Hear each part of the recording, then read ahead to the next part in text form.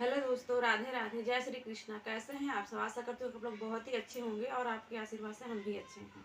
तो दोस्तों, आज है बृहस्पतिवार और बृहस्पतिवार के दिन हमारे यहाँ अवसान मैया की पूजा होती है। तो मेरी एक दोस्त ने भी पूछा था कि बृहस्पतिवार के दिन किस माता की पूजा करते हो, तो आज हम उसी के बारे में आपको बताएंगे। बृहस्पतिवार के दिन अवसान मैया की हमारे यहाँ कथा होती है सुहागनों की। जैसे 7, 14, 21, 28 जैसे आप व्यवस्था कर पाओ प्रसाद की, उसी प्रकार सुहागनों को निमंत्रण एक दिन पहले दिया जाता है। इसमें लाई, चना, गुड़, पेड़ा माता को चढ़ाया जाता है, सुहाग का सामान रहता है और कलश स्थापित किया जाता है। तो हम आपको अवसान में ये कथा सुनाते हैं।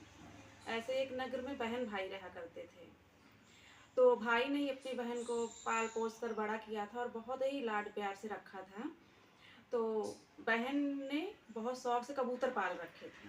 तो बहन भाई ही रहते थे, उनके माता पिता नहीं थे। तो एक दिन उनके भाई शिकार पर जाने लगे बाहर कहीं। तो बहन को बोला, अपना और कबूतरों का ख्याल रखना। बहन होती छोटी है तो भूल जाती है खेलने में, कबूतरों का ध्यान नहीं रख पाती है। तो बिल्ली आती है, कबूतरों को मार कर चली जाती है। जब बहन खेलने कूद कर बाहर से आती है, देखती है उसके सारे कबूतर मूर्छित पड़े रहते हैं, मरे पड़े रहते हैं। तो खूब ज़ोर ज़ोर से वो रोने लग जाती है, खूब रोती है। फिर तब तक अवसान मैया बुढ़िया का रूप धारण करके आती हैं, पूछती हैं, बेटा क्यों रो रही हो? तो रोने के आगे वो कुछ बोलती नहीं है। फिर वो ज़्यादा जिद करती हैं तो उनसे बताती है कि मेरे भाई ने मुझे बोला था कबूतरों का ख्याल रखना, और हम खेलने लगे, भूल गए।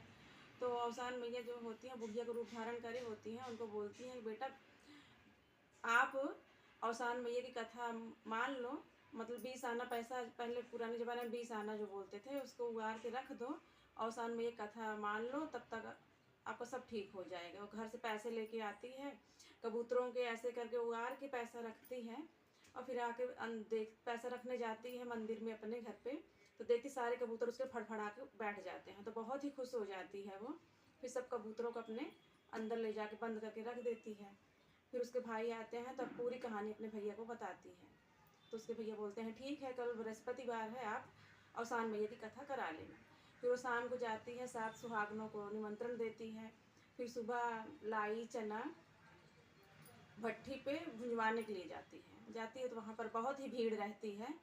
तो राजा के जो है बारात कहीं आकर रुकी रहती है। तो उसमें से एक दरबारी आता है, वो भी लाई चना भुंजवाने के लिए।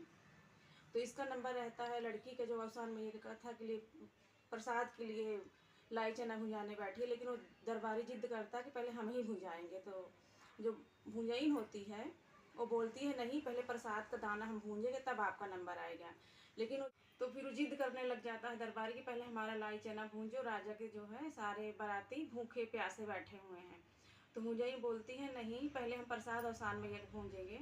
तो ज़्यादा जिद करने लगता है तो उसका लाई चना भूंज के भेज देते हैं, और लड़की की उधर सुहागनी इंतजार करती रहती है, उसको लेट हो जाता है। फिर उसका लाई चना भूनती है, फिर इधर आती है, अपना पूजा कथा वो करने लग जाती है। तो जो दरबारी रहता है वो चना लाई अपना लेके जाता है, अपने सब बारातियों को देता है। सब खा के सब सो जाते हैं, मूर्छित हो जाते हैं, कोई उठता ही नहीं है। फिर वो दरबारी एकदम, सैनिक जो होता है, एकदम घबरा जाता है, भाग के आता है भुंजैन के पास कि आपने कैसा लाई चना भूंजा कि हमारे जो है जितने बाराती थे और राजा सहित सब खा के लाई चना चबा कर सब सो गए हैं, कोई उठ ही नहीं रहा है। तो भुंजैन बोलती है, मैंने कुछ नहीं किया, उसी लड़की के पास आप जाइए जो अवसान मैया का दाना भुंजवाने आई थी। तो दरबारी जाता है तो वहाँ पे कथा पूजा हो रही होती है। फिर जाता है वहाँ पे माफ़ी मांगता है। तो लड़की फिर वहीं से प्रसाद और जो कलश में जल रखा होता है लेके आती है, सब दरबारियों के ऊपर छिड़कती है और माता का प्रसाद देती हैं। तो अवसान मैया की आशीर्वाद से सारे दरबारी उठ के बैठ जाते हैं। तो अवसान मैया की कृपा से उसके कबूतर भी सही हो गए, और तब से अवसान मैया की कथा सब लोग कहते हैं। अवसान मैया की जय, जो भूल चूक हो उसको माफ़ करना। राधे।